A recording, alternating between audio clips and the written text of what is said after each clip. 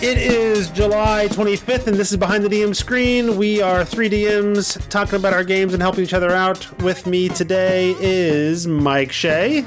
Hello. Ismael Alvarez. Hello. And I, as always, am Jeff Greiner.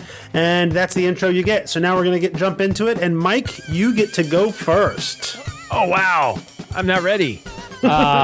You literally told me ahead of time what you were going to talk about. I did a little bit. Yeah, that's true. But I'm still not psychologically prepared. Okay. Yeah, so last time I talked about my City of Arches game. This is my Wednesday, what I am calling my 3x5e game, because we have three different versions of 5e happening at the same table, different characters. Because you have 2014, 2024, and Tales of the Valiant. Level Up Advanced. Level Up Advanced 5e. Yeah. Okay. And then my Sunday game is, I had opened it to Tales of the Valiant, but nobody really jumped on Tales of the Valiant, out of the other ones. And then I have a Tales of the Valiant game, which is my Sunday game. So I am playing all four versions of 5e every week. Then I have every other week as a 2014 D&D game. So yeah, lots of things going on. The characters are 13th level. They just navigated a place called the Dread Necropolis, which is a citadel, very ancient citadel that had been used by this super powerful entity, the main sort of villain of the City of Arches, known as the Nameless King, had used this citadel as sort of a mobile, war detachment. It is a citadel that can actually traverse planes, right? So it's like, there's a thing called the Heart of the Dread Necropolis. When you have that, you can teleport it to different worlds, and it sort of plants itself on the ground in the world and seeds necrotic energy into the ground, while also serving as a bastion for conquest. So it had, in relatively recent times, appeared outside of the City of Arches, and they had asked the characters to go in there and stop it. They knew it was being run by a guy called Caravan the Grey Blade, who is a Death Knight, and also had killed one of the characters 1,000 years earlier. The character got better. It was actually it's a character who's sort of like Buffy the Vampire Slayer. He's known as KO. There have been many KOs in the past. Yeah. They come when they are needed. And the last one came 1,000 years ago and fought Caravan the Grey Blade when he was like a blackguard. They both killed each other, and both had come back. One came back, later than the other. Anyway, so the characters have been navigating it. They made their way all the way to the top, and they found out that Caravan had that these mages had created an archway to go to a place called the Monastery of Astaria, which is in Mount Celestia.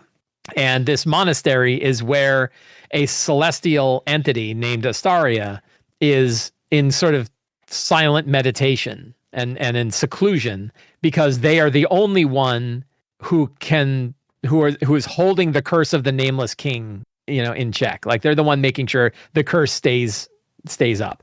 If they die, the curse breaks and the Nameless King can return. So the characters found out, Caravan had already sent a hit squad over to the monastery through this archway that they had created here, to go, kill or otherwise remove the curse of the Nameless King in the Monastery of Astaria. So the characters were already behind when they got there, but they're like, well, we need to get through that archway as well. We need the key. Caravan's got the key, so we're gonna have to kill Caravan anyway. So in my game last night, they fought Caravan, who was a Death Knight. It was a Death Knight, 2 Death Knight adjutants, 2 mages, and 4 wights, against 5 13th level characters. And it was a hell of a knockdown, drag out fight. I boosted the hell out of the hit points. The Death Knight, the 2024 Death Knight is way under power on health. Does great damage, but like 190 hit points at like CR 18.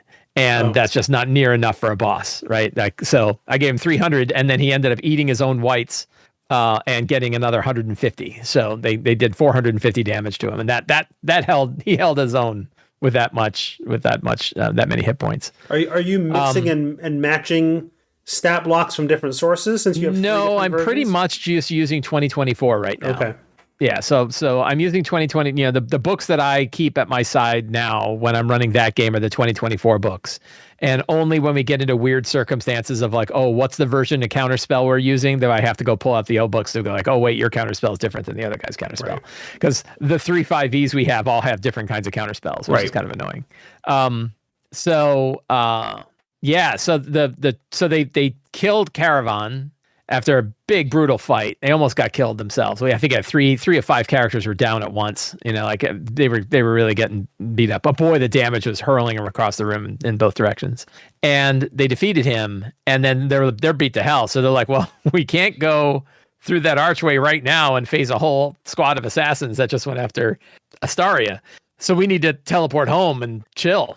And I'm like, okay. And I already, this is kind of where my problem lies, is in my mind, there's no way they're going to stop the Nameless King from coming back. Right. Like that's kind of the arc of the arc of the campaign is the Nameless King is going to come back. You're doing, that's an arc that's in the book. Yes. Okay. Right. So I ran this whole campaign started with one of those campaign seeds, one of those campaign outlines, which was called the Key of Worlds. And they finished the Key of Worlds. And while that one was going on, in parallel to it, I was having the Rise of the Nameless King stuff going on. Right. So that when they finished the Key of Worlds, the Cult of the Nameless King was already really far in working to try to bring the Nameless King back. And characters have been getting hints that that's been going on all the time. Okay. But I still had this worry of like, you know, are they going to feel like they lose? You know, like I'm kind of forcing the idea that they can't stop the Nameless King. Right. Right. They can't stop his return, because that's kind of the big hook of the final part of the campaign is facing him. Yeah. It's the Rise of Tiamat. Like you can't. Yeah. Like you can't stop Tiamat from coming. Yeah. And I have this philosophy that, like, you know, no one watched the movie Armageddon to not see an asteroid hit the planet. Right. Right. Like no one wants to see, you know, a movie about a plague where the plague doesn't happen. Right. So, you know, even though it's bad, and that's why, like, if you watch Armageddon, they're like, oh, another meteor hits the planet. Not the big one, but a small one does, right? And it's like, because they want something to happen. So I still feel like if you're going to have a campaign that's about the rise of the Nameless King and the Nameless King doesn't rise, even though you're like, oh, we won, great. If you don't get to face the Nameless King, what fun is that, right? And there's probably other tricky ways to do it. Now, when we talked about, I think you and I actually, when we talked about the Tiamat adventure way back in the day, we talked about how, like, all of the MacGuffins of hunting for the mass were pointless, and it was frustrating and whatever, and ways that you could change the adventure so that at least that mattered. Tiamat would still come back, but those finding the mass mattered. Right. Are you the mass could help you. Are you doing that where, like, what they're doing now a little bit, could help them with the Nameless King? Right. And this is how I think it's going to be okay, is that probably what's going to happen is they're now back, and they took a long rest. They kind of got all their stuff together. They're 14th level and ready to go. And now they're going into the monastery of Astaria, and they're facing like a boatload of fire elementals and salamanders. And, you know, the assassin that they sent was an old enemy of theirs named Scrathe, who was an Afridi.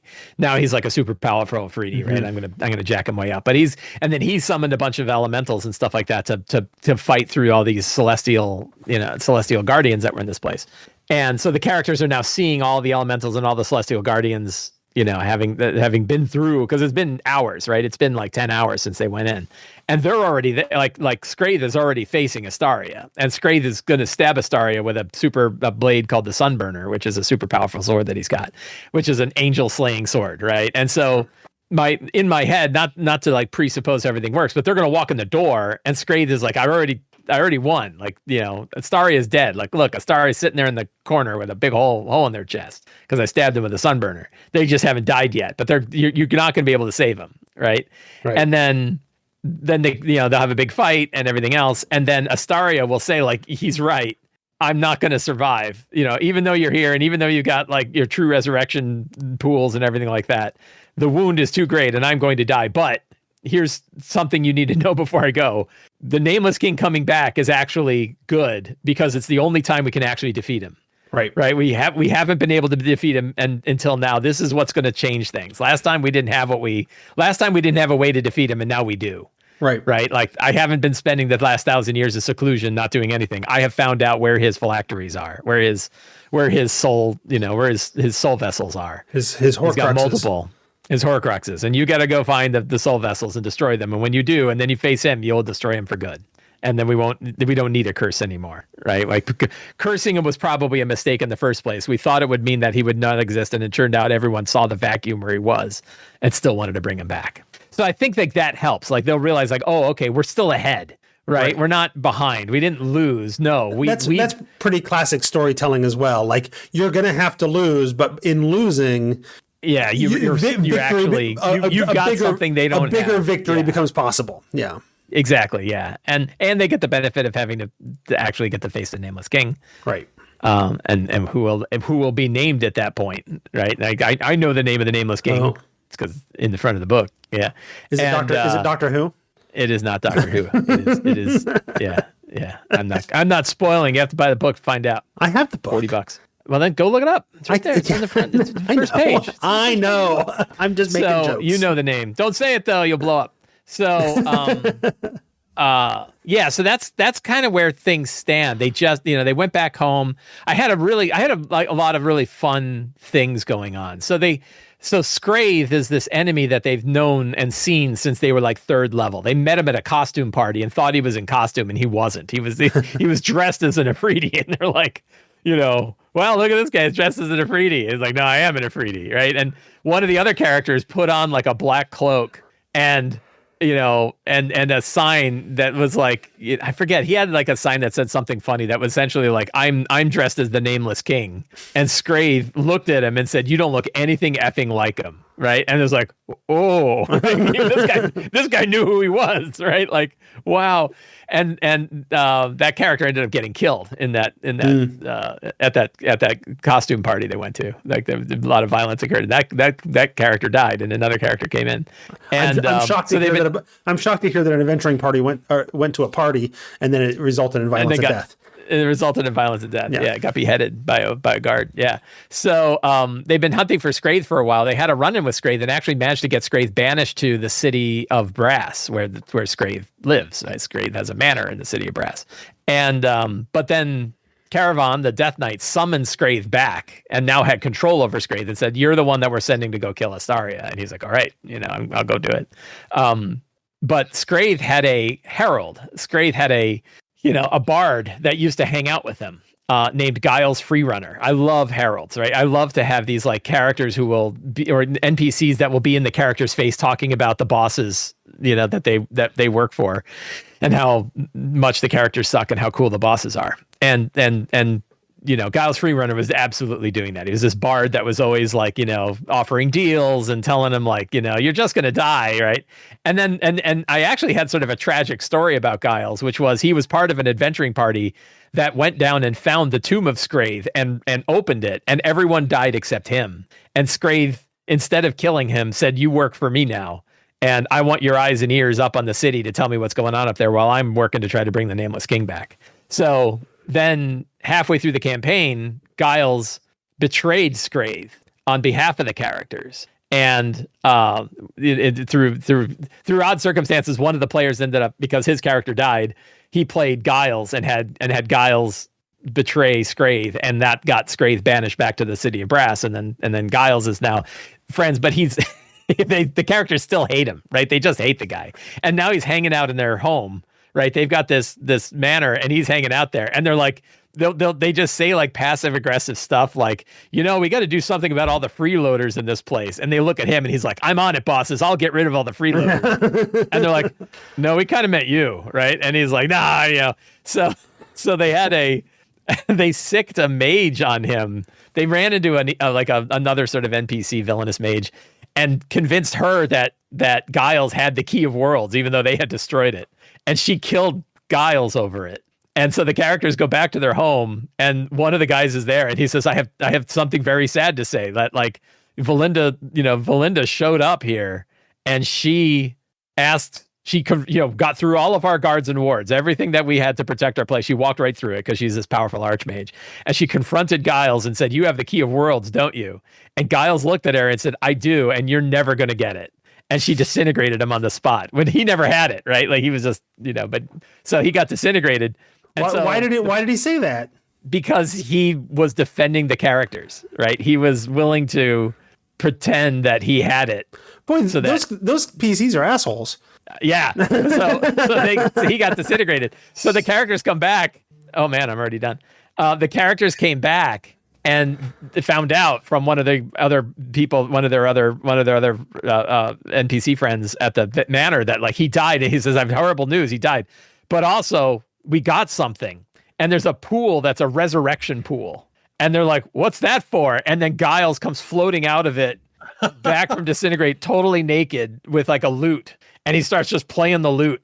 And they're like, "Oh man, are you kidding me?" And the guy's like, we knew how much you were horrified that he would have been killed. So we all worked together to get this pool. By the way, you owe 200,000 gold because we don't have that kind of money. And we had to take out a loan from the loan shark down in the lower reaches.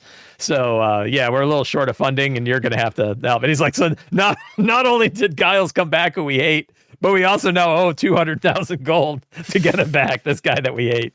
So that was kind of a fun little conclusion in our thing. I mean, they were the jerks that got him killed for no reason. Yeah, I know, they really did. And put all of like their guards and everything else at risk when doing it. They did, yeah. When this archmage, who was like she was the former special lady friend of one of the other wizards in the place. So they have this kind of fun twisted relationship. But she's bad. I don't think the characters know it yet, but she's the one that told the archmages how to build the archway that could get to Astaria to do it. So she's pretty responsible for the Return of the Nameless King. Right on. So that's my campaign. Lots of fun. I think we're gonna like have a big hard finish. I don't know if we're going all the way to 20, but I think they're gonna get to like 15th level in 2 sessions. Okay. So they might be roaring through the rest of the campaign. So what level are they now? You said 14. So they're 14 now. They just got 14th level.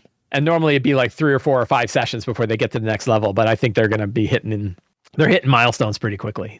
Okay. When the Nameless King comes back, they'll be 15th level. Right Those on. are always tricky to do those, like when you know things are going to end and you're like, just have a level. Yeah, I think that's kind of how it's going to go. Because I don't know how I've talked to a couple of the players who are like, are you, how soon do you want this thing over? Right? Like, how do you still enjoy it? And they're all like, no, we're still having fun. Like, this is all cool. It's fun to see what we're doing. It's fun to, I'm like, okay, good. And then they're like, 2 or 3 more months. I'm like, yeah, okay, that sounds about right. I could probably wrap it up in 2 or 3 months. I have a tendency to estimate, like, I'll get to where I think we're 2-3 sessions away from finishing a campaign. Yeah. And then I'll be stupid and say something to my players like, "Oh, I think we're only 2 or 3 sessions away. I want to have a conversation about what to do next so I can start prepping for it and whatever."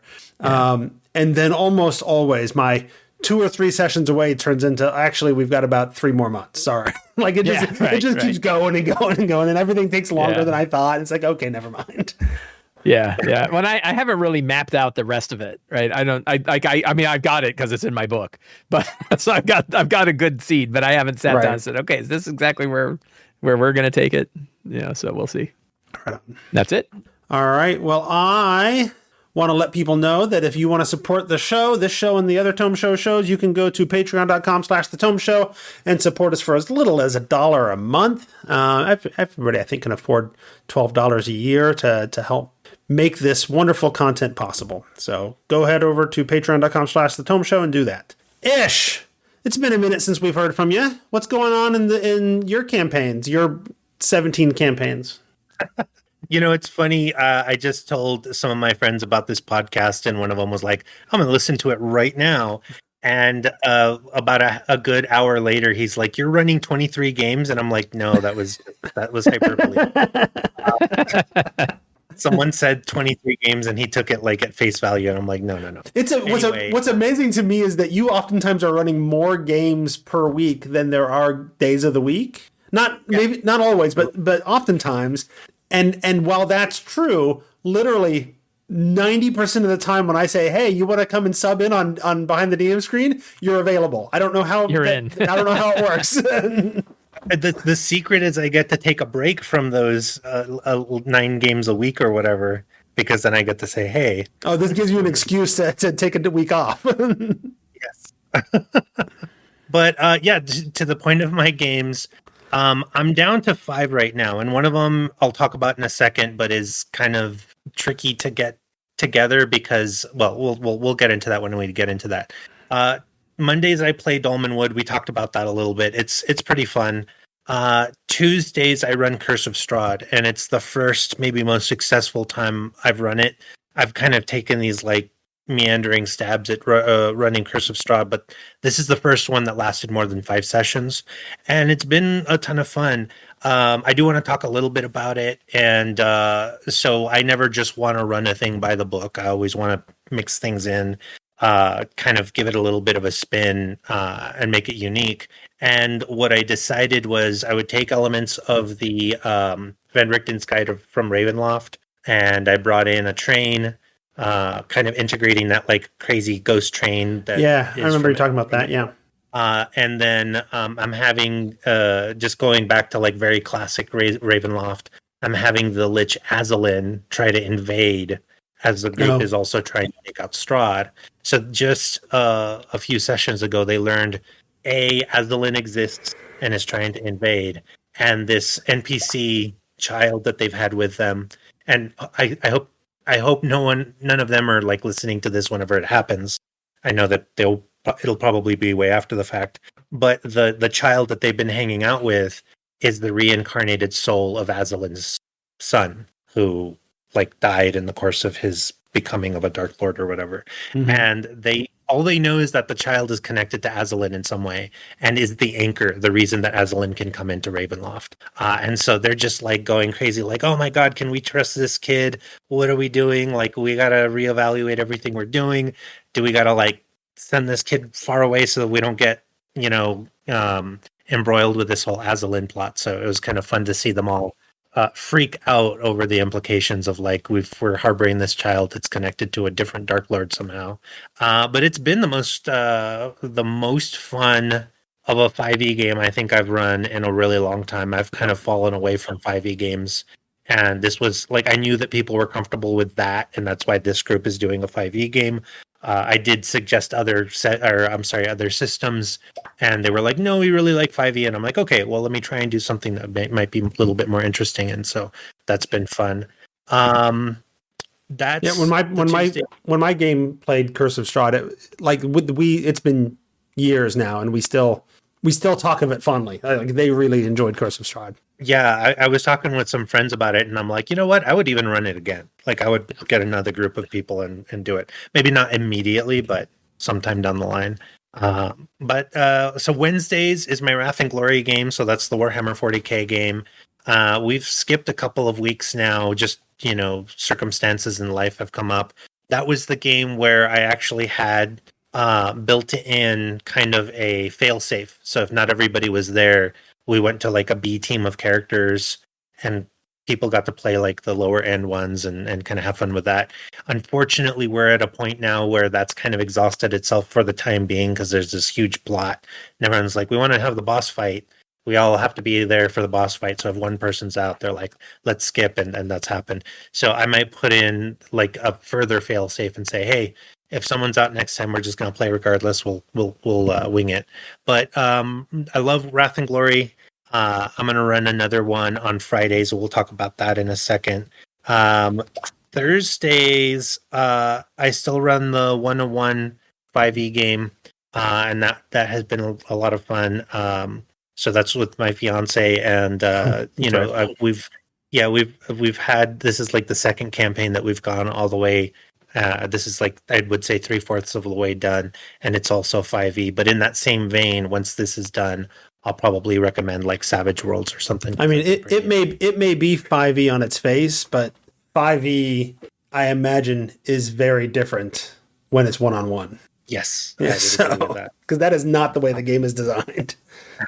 And I haven't read a lot. I haven't seen any of Dragon Delves, but apparently there's something in there about like, if you want to run this 1-to-1, this is there's actually a couple of ways now that Wizards has published about how to run 1-on-1 games. One is with sidekicks, which they talked about with D&D the Essentials kit. And I thought that worked really well. I ran 3 1-on-1 games using it and thought that model worked really well. The one that they've got in Dragon Delves is essentially a template that you put on a character that gives them a boatload of extra hit points. And inspiration essentially every short and long rest and whenever you roll initiative. So you always have like a reroll, for every combat you've got. I haven't seen that one, but yeah, that's the option that they have, and they have that for. There's like 3 adventures out of the book, I think, or 2 or 3 adventures that are designed that you could play them that way. Interesting. It vaguely reminds me. There was something in 3rd edition that was like a Gestalt character. Yeah, exactly. Yeah. Right, like the Gestalt character. That's what I was thinking of too. Yeah. Yeah, but D&D. My experience is 5e works quite well with one-on-one play. Who did you run it with? Did you play with Michelle one-on-one? I ran 2 campaigns with Michelle and one with Enrique Bertrand, the newbie. Okay, yeah. He and I played through all of the Essentials kit that way. Right on. It was great. Anyway, we're eating up Ish's time. Go ahead. All good. Every time I hear newbie DM, I'm like, eventually he's going to have to get that name. Right, he's the newbie DM for the last 20 or 30 years or so. Yeah. But so that's Thursdays. Fridays, I think the last time I was on here, we talked about how I was ending that campaign. It was this kind of similar to Ravenloft, but it was this very gothic horror kind of 5e game. We concluded that. It was a really big boss battle with a space whale that was flying around the peak of a mountain, and they were trying to stop vampires from conducting a ritual. It was a blast. Space whales don't read to me as super gothic horror, but okay. it went. And there's like there's some Kickstarter, not a Kickstarter. There's some Patreon that's like printable minis, and he had this like whoever does those had this like weird like Cthulhu type whale with like multiple eyes, and it was albino and it was really creepy looking. And I had just offhanded said that they were in some weird temple where people were worshiping a space whale, so it just kind of all came together at the same time. But like this was not like a kind space whale. It was like a space whale from between the stars. Okay. So we ended that campaign. People kind of had to go their separate ways to do things, like go on vacation. Someone had a baby, and so on and so forth. So we took a pretty big break from that, and we're actually getting together tomorrow. It's been probably 2.5 months at this point. And we are going to play a Wrath and Glory game, but in person, which is the first time I've done that. So that's going to be a lot of fun. I bought one of the big sets that has like all the tokens and special dice and some really cool things. So that's going to be a lot of fun, which I just remembered I left at home. I'm going to have to go grab those. But that should be fun. But then the wrinkle for that is that in about 4 or 5 months, one of my players is going to get married and have a honeymoon, and that's right before holidays. So sometime in like late October, early November, we're basically going to take another like 2.5 month break. And so I'm designing this game to be about 10 sessions, but it already got like our start got delayed, and so I'm worried that I'm going to have to truncate this to even fewer. But I'm just going to do what I can with it. We're going to play, and then whatever ends up happening, because the player who's getting married is also wanting to run a game, and that's what he wants to do next. And so it's this weird, like, I run my 10-session game, he gets married, goes on his honeymoon, and ideally he comes back and runs his game, which is what he's kind of wanted to do. But I would imagine that in between all of this, he'll come back and say, I'm not ready, I need some more time. So we'll probably figure something out for that, which is totally fine. That's just how life works. And then finally, the Sunday game is the one that I wanted to talk about. Last time I talked about the Shadow of the Demon Lord game that I was running for former students. Mm-hmm. They're in college now. We talked about, like, is it right to run a Shadow of the Demon Lord for like middle or high school students? No, I'm here to tell you, no, it's not. But they've been having a blast with it. But the problem is, because they're college students and it's in the middle of summer, we've played once, I think, since the last time we talked. And it's been like ridiculously difficult to get together. And part of the reason we did Shadow of the Demon Lord is I kind of made some comment about, oh yeah, Shadow of the Demon Lord's pretty cool, and you only run 10 sessions and it's pretty finite. And they're like, well, yeah, let's do that. We have such a hard time getting together. Maybe we could actually finish a campaign. Well, they jinxed it, and so we're having a tough time of it. So we'll get there eventually. And that's more or less it. Right on.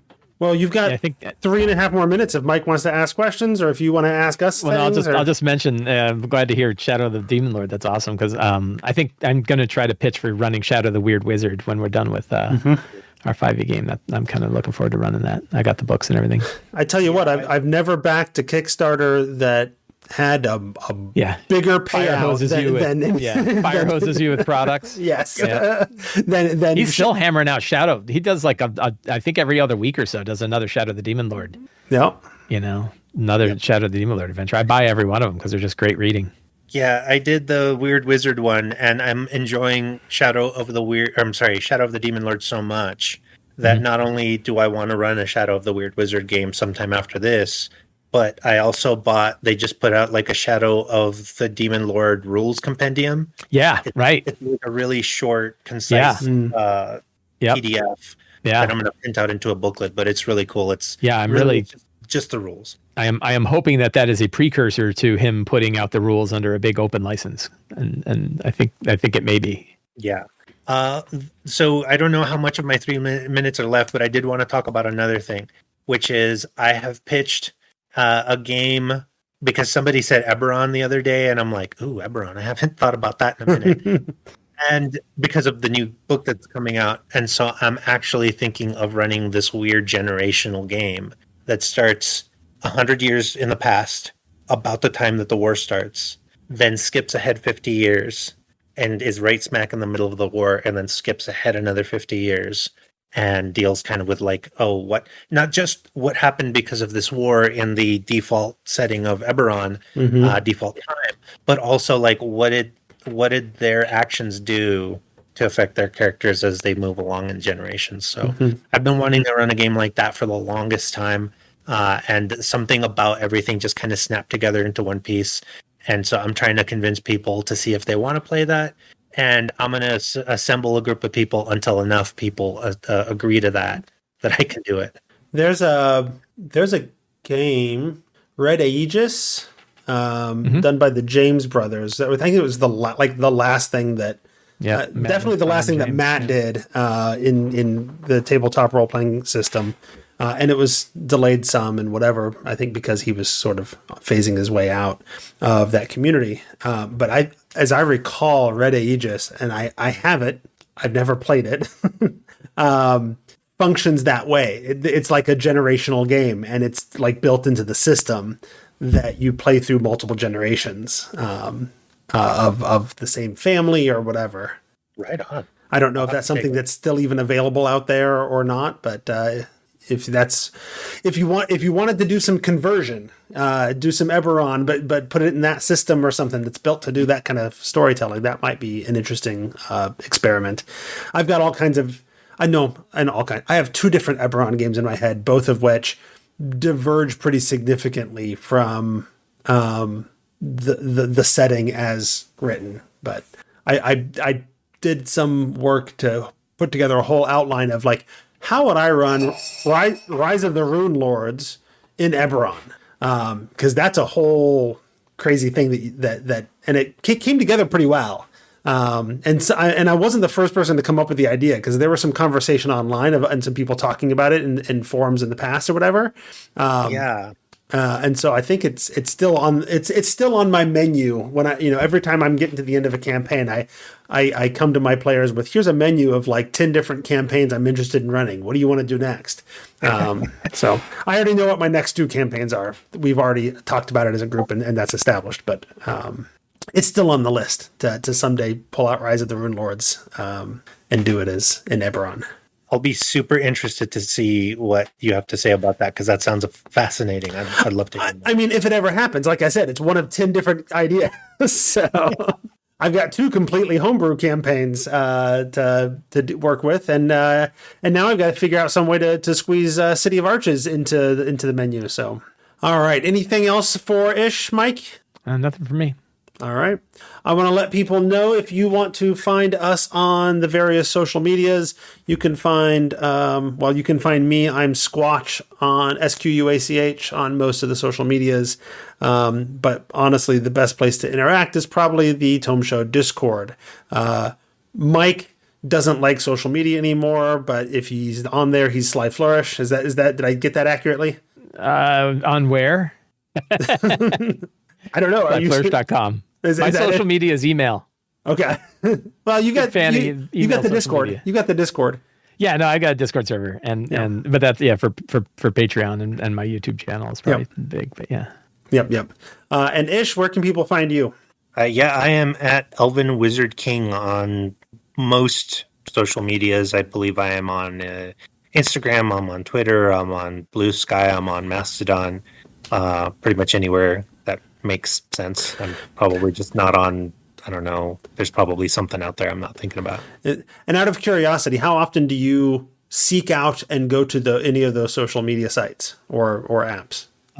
Diminishingly so these days. Like every so often I'll have like a notification on my phone that says you've got one message on whatever, and then I'll go to that social media and I won't have a message, and like, if I care, I'll look on Reddit to see why do I have an unread message when I read everything, and they're like, yeah, it's bugged, and I'm like, cool. Then I just never look at it again. Yep. No, that's pretty similar to my social media experience. I usually don't get bug notifications. I get actual notifications, but I don't open a social media app unless I get a notification. But I have the account, so if people want to reach out, you can get to me there. And honestly, that's a decent way to reach out and get the link to join our Discord, which is really where the interesting conversations happen. So come and do that. Or you could always email thetomeshow@gmail.com. And that's where I can get you the link there too. So, all right, it is my turn. So both of you have been on enough recently to know that I'm running Phandelver and Below. So last month when I chatted, I was talking about doing my sort of interstitial adventure. They had finished clearing out Wave Echo Cave, and I wanted to kill time before they actually went on to the next part of the story. So I had them run off to Neverwinter and do a thing. That all went pretty well. I've been sprinkling in an ever-increasing amount of Vecna stuff for several campaigns now. All leading to 2 campaigns from now when we're going to be running Eve of Ruin. And so we're sort of building towards Vecna being the actual sort of arch villain that has been the sort of meta arc cause of Descent into Avernus and Curse of Strahd and Witchlight, and Vecna's got his tendrils, his manipulations that is actually leading to all of those things happening. And it's all in an effort to keep all of the gods and the heroes busy dealing with that craziness while he's out there collecting secrets and doing his thing that leads to Eve of Ruin. And so running that whole interstitial adventure with the Vecna theme to it got them all hyped up about Vecna stuff. There's even more Vecna stuff that I've laced into this adventure, but they don't know it yet. So I need to start sprinkling those hints in. I added a new powerful magic item that they could find in Wave Echo Cave. I justified that's how the Dwarf brothers, the Rockseeker brothers, that's their names. That's how the Rockseeker brothers were able to find Wave Echo Cave, is that they found out that a wizard from Baldur's Gate had recently delivered this magic item there. And so they were able to do a scrying for the item that allowed them to find where the cave was. But so they have this item, and what they don't know is, and it is ostensibly themed to being an item dedicated to Dumathoin, the keeper of the secrets under the mountains of the Dwarven pantheon. But really, deep inside the gem in the center of this amulet is the Eye of Vecna, who's going to be reaching out its tendrils and tempting them with more power and what have you, at the risk of corruption. I honestly expected the Paladin of Dumathoin to pick up this item because it's a Dumathoin themed item and all that. But he's like, well, it doesn't do a lot of the things that I need to be doing, and and I've already got all my attunement slots filled. So, hey, rogue, you want it? so he gave it to the rogue, and the rogue's like, yeah, sure, this will work for me. The only downside of that was that the rogue already has a lot of spotlight moments in the campaign so far. And I was anticipating that this, I appropriately call it the iris of the hidden depths. Iris, eye, there's hints in there, right? The iris, I expected that being in the hands of the paladin to give me more opportunities to do spotlight moments for that character. So now I got to figure out some more stuff for that. But actually, I mostly want to come today with questions and chances to brainstorm. And it has to do, well, I'm going to start with talking about spotlight moments for our characters. And then if we have time, I have a whole other thing that I'm adding to the adventure that we can talk about too if there's time. So like I said, the rogue character is getting a lot of spotlight time so far. He's a bugbear who was abandoned at some point in the past when he was like a small child, and he was found and raised by storm giants. And now he's gone back and he's discovered that he's actually a member of the Kragmaws, that are the goblin tribe that's causing all the problems in Phandalin.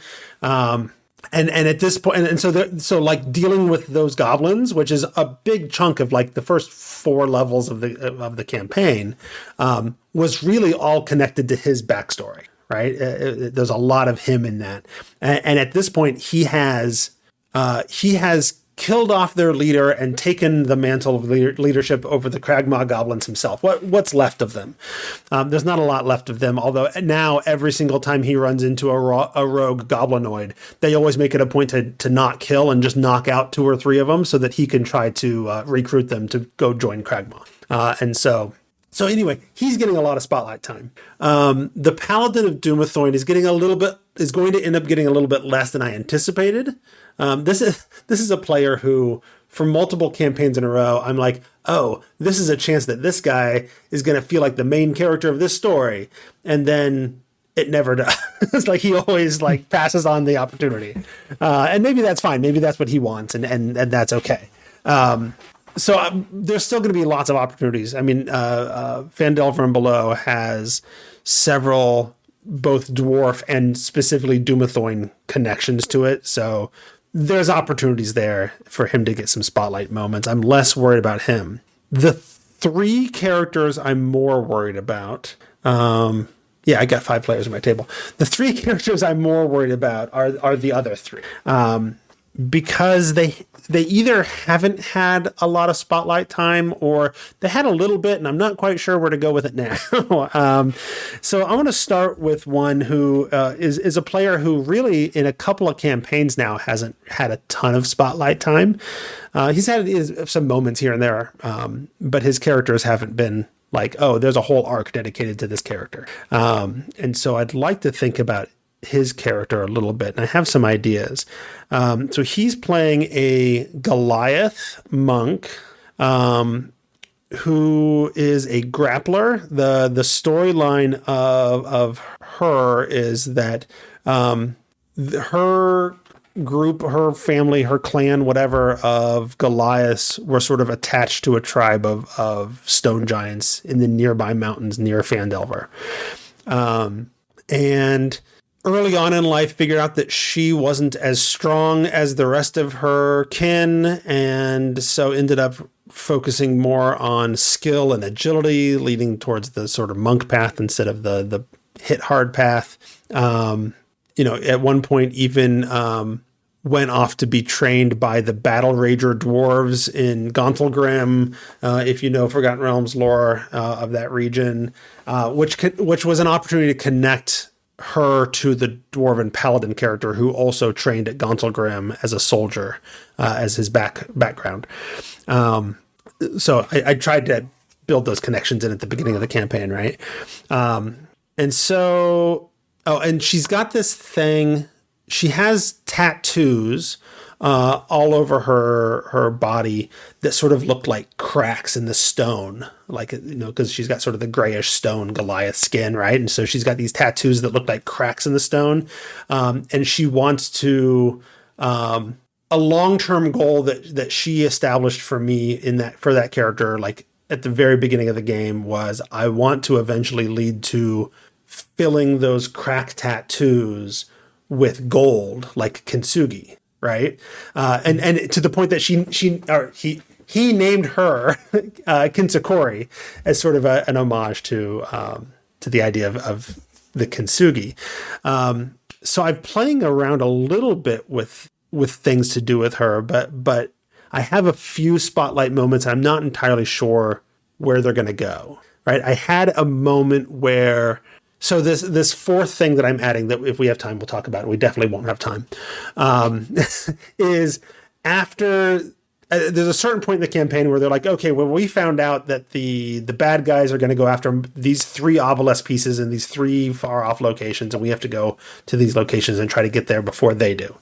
Well, I'm adding a 4th one, and the 4th one is the top of the mountain where the stone giants and Goliaths live has been torn off of the mountain and is now floating around as an earth moat with giant tentacles, like hanging off of it.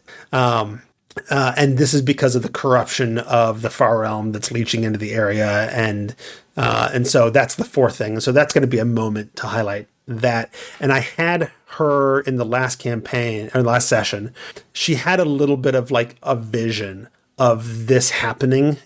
And she didn't know what was going on. She didn't know why it would happen. And as she had that vision, the crack tattoos all over her body grew and she became more broken. Was sort of the metaphor, the heavy-handed metaphor I was going for. Mostly the player was like, wow, what's that about? I don't know, whatever. So that's sort of where I'm at. And I want to make sure that beyond just that one location, that there is an arc to this, and how that, what is the moment of her, how do I get across the idea or get buy into the idea that she is more and more broken and then healed as the gold tattoos come in, and where do things go from there? And I'm curious if you all have any ideas. I spent 7 of my minutes giving the backstory on one character. So I have an idea, and I don't know if this sounds like something you might want to do, but when I hear Dwarven Paladin, and when I hear like this Goliath that has this kind of kinship because of they trained in the same place, what if the Dwarven Paladin, because dwarves are pretty famous for being able to chronicle things, and if the dwarf is like, here's the eye of, and I totally slipped on what the name of the god was. Duathorn? Duathorn. And so maybe the Dwarven Paladin wants to chronicle this and say, hey, for my people, I'm going to like do all of these things to kind of write down what this is.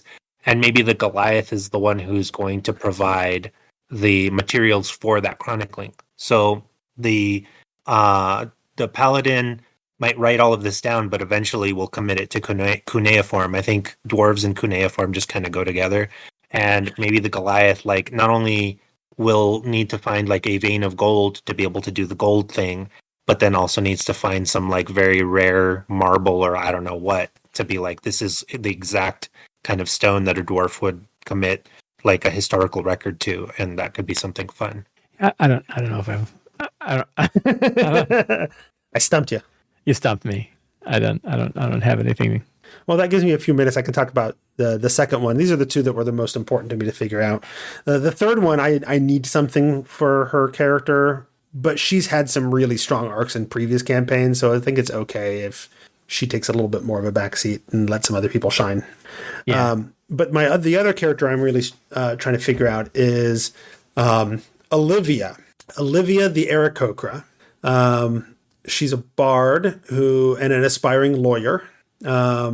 And came in with this character concept that was so out of left field that I, like, from day one, I'm like, I'm not entirely sure how I'm going to make this be a thing, right? And so I find every now and then I find moments of, oh, she's able to use her analysis of the laws or traditions of society and the norm, whatever, to figure a thing out.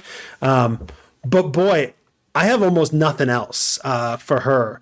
Just to like, sometimes I throw seeds out there and I don't know where they're going, but it forces me to be like, okay, there's a connection. I don't know what it is. I don't know where it's So I actually, there was a moment where in a recent session where I'm leaning a lot into like visions and dreams, but here we are. Players get excited about that kind of stuff. So I guess keep doing it. There was a moment where another player, actually the bugbear player, had a dream of illithids eating the brains of his parents. And that is a hint of the fact that he wasn't abandoned, but his parents were actually given over to these goblins by the Kragma, the person who took over as the leader of the Kragma, and they're actually one of the prisoners that they can free later on in the campaign. They're still out there, but if you don't get there, they'll get eaten by the mind flayers, because the whole campaign is about these 3 mind flayers that are birthing a new god, a new mind flayer god, and bringing a mind flayer empire to Phandalin. Then when I went on to this other character, the Aarakocra, I said, you also had a dream, and it's the exact same dream, but it's not your parents, it's you. You're there, and the mind flayers are eating your brain. And I'm not entirely sure what that means.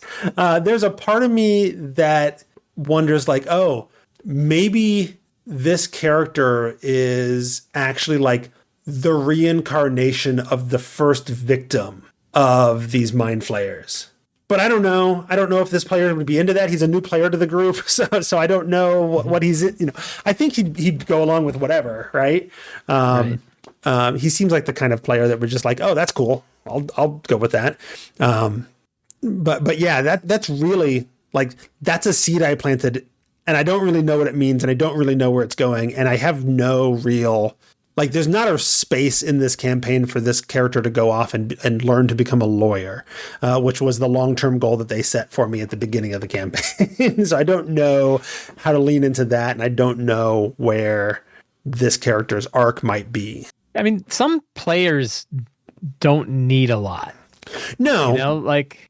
One thing I'm kind of figuring out is like there's some players who want more of that kind of stuff, and then there's some who are, they're good just sort of playing. Yeah, but I've been accused of making certain characters main characters in a campaign with lots of players before. So I want to make sure that everybody's at least having their spotlight moments, Yeah, sure, right. Yeah, it's just we shouldn't forget that sometimes not everybody needs that. No, and I think that's a little bit of what's going on with the dwarfs player. But it's worth finding out. Right. I've given him multiple opportunities to do things where he would become more of a main character, and he's kind of okay, like, not. and that's fine. He still gets his spotlight moments. We're still going to be going to all these important Doomethorn places, and he's a paladin of Doomethorn. It's all good. There's still these moments without necessarily an arc where the story relies on him from beginning to end. And I think that's okay for him. Right. But I'm not sure, like, no, stop it. Sorry, my watch is talking to me. I was fidgeting. I'm not, like, I feel like these other two, I want to give them more of a moment to shine. Because especially the one who hasn't had much moment to shine in multiple campaigns now. Yeah, right. So, and this one's new, and I want to make sure I'm not neglecting the new player to be like, oh, everybody gets to be important except me because I'm the new person, Yeah, right. Sure, that makes sense. So I don't know if anybody had any thoughts or ideas for Olivia. I just turned our new player into a vampire. He drank the wrong potion. Oh, and so his character just got turned into a vampire. And that's true. That's something. It's one of the approaches. Like, I tend to lean very heavily on backgrounds for coming up with these arcs, right?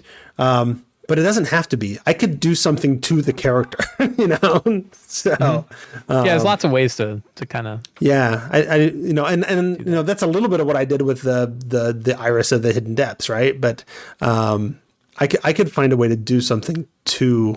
In fact, I could do that soon because they don't never got the name of it, but they're in Zorzala's Rest right now. I don't know if you remember much about the campaign. This is Vandelver. Yeah.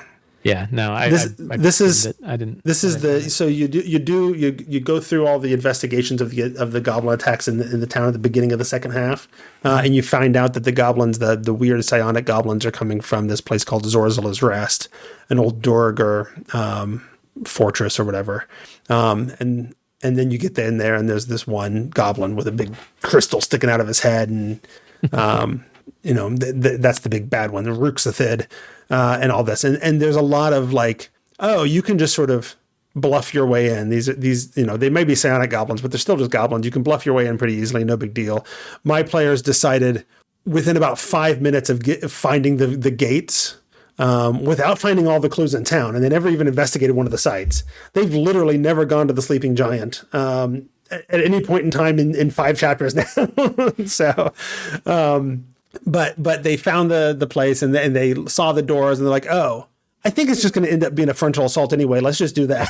They didn't even try. Yeah. There's so many other things where they've in this campaign where they're finding ways around combat, and for whatever reason in this case it was like, oh, it's a whole hold full of psionic goblins. I think we're just going to fight our way in. And just the first fight was going to kick their butts, except one of the Paladin of Dumathoin in Wave Echo Cave. There's a temple there, and I allowed him to sort of rededicate it and gave him a blessing. The blessing of the blessing of Valhalla, that allows you to summon berserkers. As written, it allows you to summon berserkers like every week or whatever. I allowed it once. You get to summon berserkers one time and then it's gone. This was the moment he decided to summon the berserkers, and so suddenly, like, now you've got half a dozen or more spectral barbarians on your side too, and they're there for an hour. It's like, oh, if they don't stop and rest, now suddenly this might be doable as a frontal assault, I suppose. So because those goblins are not pushovers. They're all like weird psionic goblin wizards or monks or whatever. That and some of them explode when they die and do psionic damage. Yeah. And so. Anyway, we're having fun with it. I think they're enjoying the game so far. There's been a down session here and there. I think 2 sessions ago was a little bit of a down session as they were doing the investigation, and it was sort of the beginning of the second half of the story. And I think they were just like, okay, this is okay. We go to this location, we do some stuff, we find some clues. It's getting a little tedious, whatever. So that's why last session it was like, okay, visions galore. We're doing all this stuff. We're tying in your backstories. So, but that hooks people. So, all right. Well, that is well beyond my time. I've got some ideas to think about, and maybe if I don't do much with them in the near future, I'll be back next month and I can ask you again. So sure. Yep. So roll those things around in your head, Mike, because you'll be back next month to talk over it again. So yeah, will do. All right. So that's where we will wrap up the episode. Again, if you want to support the show, you can go to the Tome Show, or you can go to patreon.com/the Tome Show. Just like Chris Foley Jr., a new patron to the Tome Show's Patreon as of last week. So welcome, Chris Foley. Foley or Foley? I don't know. Jr. But I'm glad to have you on board here with us and helping support the show. Anyway, I think that's it. So we'll just wrap up there. So say goodbye, guys. Goodbye, guys.